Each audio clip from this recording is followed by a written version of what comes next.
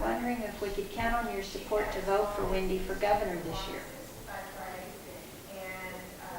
Oh, that's very good news. Well, does that mean you'll probably also vote for Leticia Van Depute for lieutenant governor? She's the Democratic candidate.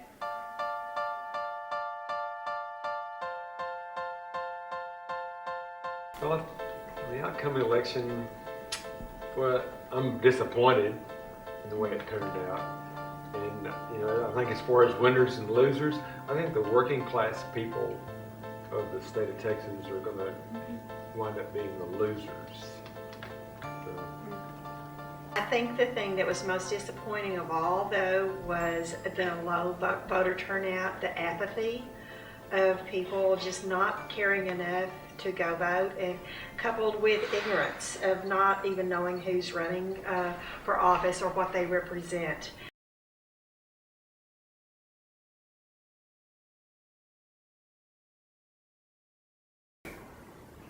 Have been around long enough that I know that the state hasn't always been Republican. Mm-hmm. I mean, there was a time when this really was a Democratic state, although it was old-time Democrats, but still, I know that it's possible. I really think her stance to try to protect women's health, access to women's health, was really what kind of energized me about getting involved in her campaign once she said that she was going to run for governor. And she believes in issues that connect all of us together. Our education. She wants to fund education. She wants to support no testing in schools. And I believe in those issues, and that's why I support her. On Thursday, October 3rd, 2013, State Senator Wendy Davis announced her candidacy to become the next governor of Texas. Her campaign would not only become nationally known, but also become the largest grassroots campaign in Texas history.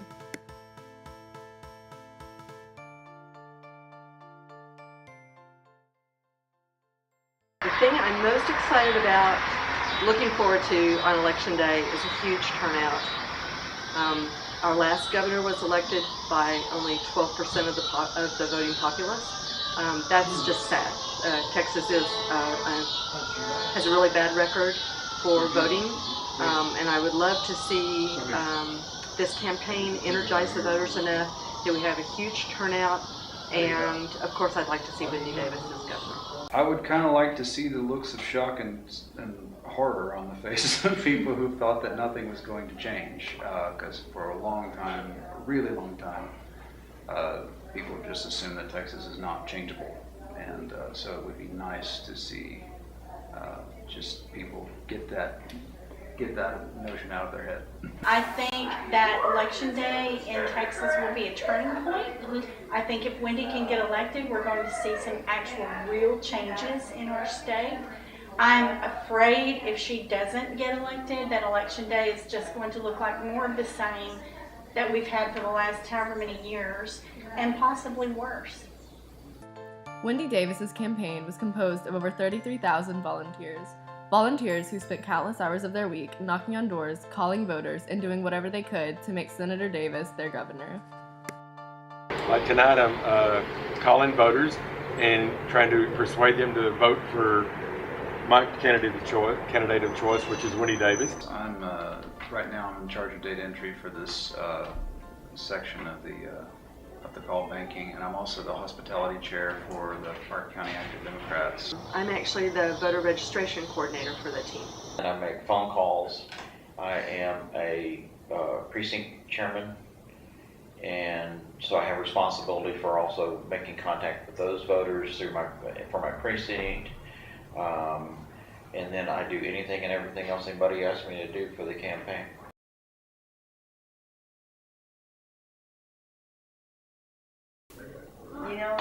I have a lot of hope that she's going to be so good for Texas. I think one word that could describe the energy of this particular campaign, the Wendy Davis campaign, has been youthful exuberance and feeling like we have, okay, that's more than one word, but and feeling like we really have a cause. If Wendy wins, then the people of Texas win. If Wendy doesn't win, then the special interests win.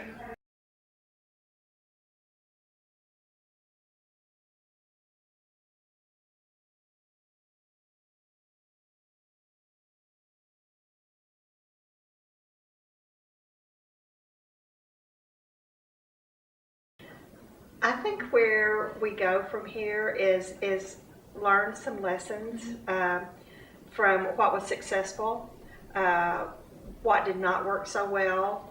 I think we need to look at problems like voter apathy, and I think we need to look at voter education. I think we need to find better ways to register voters and make sure that they do go vote, and make sure that our voting process is fair and is not that there are not